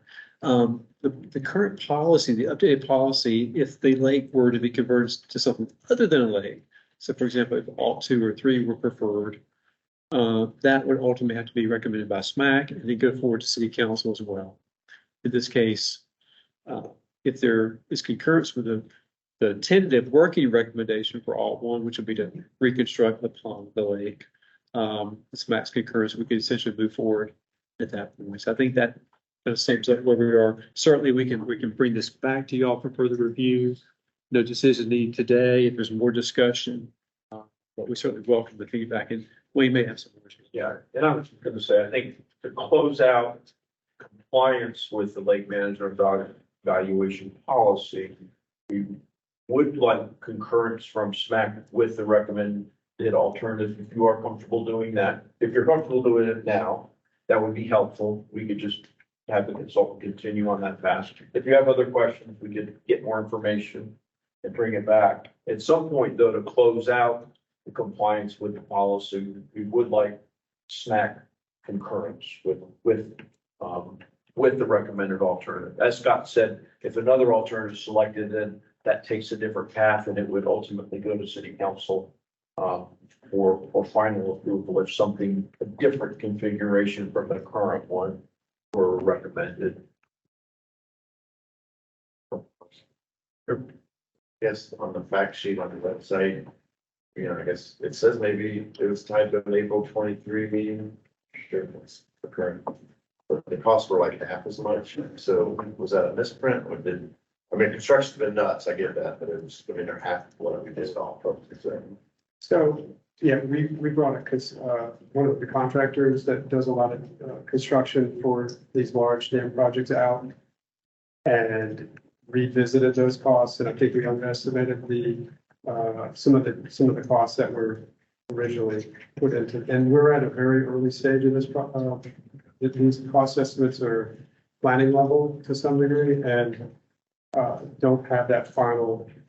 Well, we thought of all the considerations that go into a cost, but we don't have full design plans to really accurately do that. But with the feedback from some contractors, we've readjusted our costs. I think one of the big factors that went into that was it's one way in and one way out. So one of the challenges during construction is maintaining access to those homes all the way through construction. So we have to build a temporary road next to the dam and keep that maintained and open during the whole construction project. And then we'll move it again. So I think that was one of the factors that some of the contractors had us rethink the cost estimate, and that was one of the factors that increased it. And I think maybe as Maureen said, some of the better understanding of the rock and what would have to happen to the rock excavation probably went up to, and construction costs are escalating, on an ongoing basis. But again, we're not at the final design stage, so it is still just a cost estimate. We'll continue to update that. I think it's a good point, Brad. We should probably update that information with at least the latest cost estimates that we think I guess the second part of that is, other than it's a lake and it's impounding stormwater, we're not improving it. That you're not getting any additional water quality out of any of these, right? We're just doing dam safety things, right? Even though we had that second objective, just given where we are with budget and some other controlling factors, we're not getting anything else. Right? it's being driven by public safety primarily, the fact that the dam is under a notice of deficiency. We're having to monitor very closely. If it failed, it would be a safety risk. And then once we started looking at it though, upgrading it to meet current design standards to cover the 1/3 PMP, which is probable maximum precipitation. That's an engineering term related to dam safety. That's a big storm, but once we make upgrades, that's the new design condition that we would have to meet for the public safety. So those are the factors, and that's what's driving this project, not really water quality per se. So I would add though, we would consider that a final design, retrofitting something into the riser control to store more water if it's possible and detain it for longer periods of time. No, we can't commit to that yet until we get to that final design. Immediately adjacent homes probably cause some challenges with that. Yes, one guy hanging over. So, yeah. The cost of this, would I come from stormwater's budget? Yeah, and the engineering cost of stormwater? Okay. This is interesting because it's possible somebody to craft the narrative that this situation, when you compare it to Rose Lane, Dacian Drive, again, two different situations, where someone could craft the narrative that 5 homes are under the possibility of flooding here, and these homes are closer to $1 million in value. Egress, ingress is not possible during construction. When you take Rose Lane, 55 homes impacted, again, none flooding, but some could flood adjacent. And egress and ingress is impossible at a large rain event. And so the engineering study for Rose Lane comes from federal dollars, ARPA, correct? And so again, one could craft a narrative that why is this consideration in this neighborhood seem to be more important or exceed that at Rose Lane and Dacian Lane? Again, two different situations, dam opposed to a road in. I just wanted to bring that to staff and the commission's attention. I'm glad to answer that. The Rose Lane project qualified for ARPA dollars because those are specifically targeted to disproportionately impacted communities. This project, in our opinion, would not have qualified for ARPA funds. So we always try to get as much federal dollars first as we can. And that was, Rose Lane really fit that criteria much more closely. We will continue with both of these projects because I agree that there's a lot of parallels and similarities. So we will continue for construction funding on both of these projects, one way or the other. We're going to continue to seek dollars to fund both of them if we can. One of the debt service plans that we have, if we're not able to find additional funding for either one of these projects, it would likely be part of our debt service package. Both of them forward into construction. They both will be expensive projects, right? Yeah. But yeah, good comment. Yeah. Any other questions? We're talking about the ownership of the dam and the city seems to be the one footing the bill for a property and pond. How does the ownership work moving forward? It's a good question. It's very complex ownership. And this is something we're really only starting to understand the legal challenges associated with this because there are other dams in the city that we have similar partial ownership responsibilities for. One of them is the Lower Longview Lake project that was done several years ago. It was a very similar situation. The city's interest was the roadway across the top of the dam. Otherwise, it was a private lake. On that one, the city took the responsibility and footed the cost because of the public safety and the benefit to the public overall to maintain that access. And we see what's driving this project is very similar. Now we'll be looking to the other property owners to give us access. And I think that's part of the lake evaluation policy as well, is that we don't pay for easement. It might be needed, in this case, for construction of the dam, because there are some benefits to the other property owners clearly as well. But the precedent has been, and we're proposing to continue that the city would fund the construction of this work because of the public safety benefit. Just wanted to mention that I think it's great to see alternatives being explored that include wetland restoration. I think that's really timely right now, and I definitely want to see more of that. I think it makes sense, the priority given specifically the opinions of the people living there. I think that's really important to consider. I was intrigued by something that you brought up about how in 10 years, potentially we'll see enough kind of sediment inflow that this will be looking more like a wetland, perhaps similar to the wetland option 2. And so I wanted to kind of hear if you felt like maybe in 10 years, we'd be looking at more of a hybrid model, just kind of happening with natural inflow. And then kind of thinking about just that 1/3 PMP, the storage capacity, sort of comparing what the fixing of the dam right now, option 1 would look like in terms of storage capacity compared to a wetland or a hybrid model in terms of storage capacity. So I'll take that question. We've got lakes all across the city that are experiencing the same thing. We're getting the same feedback from property owners. Our lake used to have 5, 6, 8 feet of depth to it. Now it's getting more shallow. The shoreline's moving. The plants are starting to grow up.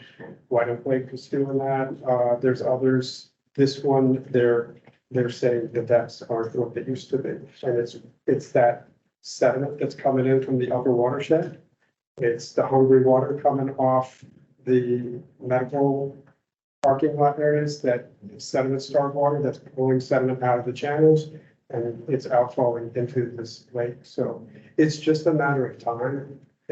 Once your depths get to 3 feet, the sunlight can get through, and then the plants start growing. So it's not if, it's when it'll be a wetland. So we could build a wetland next, 2, 3 years from now, but it'll build itself in a matter of time. So. And to clarify, I think that's great. I just wanted to make sure that that's what you were saying, essentially.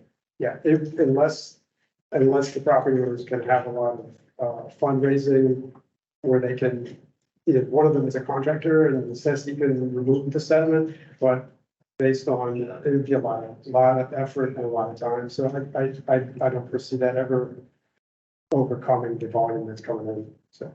And I'm gonna just reinforce that same point. So the lake is private. City has the ownership over the dam. So what happens to the lake at this point certainly is a private owner decision. And even the one property owner has said that he may try to dredge the lake while the lake was drained for the dam repairs. And that would be his private decision as long as he can get the permitting associated with doing that, but that would be a private decision. Just for, perspective, just to.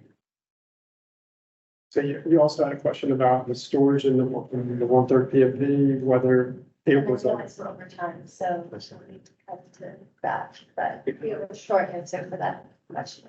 Yeah, I do. So the storage is all above the level of the lake. So whether it's a wetland or whether it is a lake, the storage would be very similar. I guess when the plants and the trees start growing, it might reduce a little bit of the volume of the storage volume, but not much for a wetland alternative. So all that storage is below the top of the dam and above the lake level or wetland level. So I would expect that the storage volumes would be almost identical. Okay. Thank you. So Wayne, I know we are over time. You got 30 minutes scheduled for the next part. We do meet for the September council meeting. We do. So how much time would be useful for you here? And I want to ask the commission, if we want to go there, right? Yeah, so I guess I was gonna make a similar proposal. So, the next agenda item is a review of the annual report, which you all have. And our goal is to take the annual report and the FY 24 work plan to city council at their September 19th meeting. That's our goal. It's not absolute, but we've kind of reserved the slot to do that. We do meet again in September before that. And so, we do have another meeting that we can review this. So, I'm open to guidance from you all. I can review this quickly and Scott can review the work plan, or you can do that on your own and provide comments to us. And then we can come back at the next September meeting, review any comments, accept any final comments on both the report and the work plan.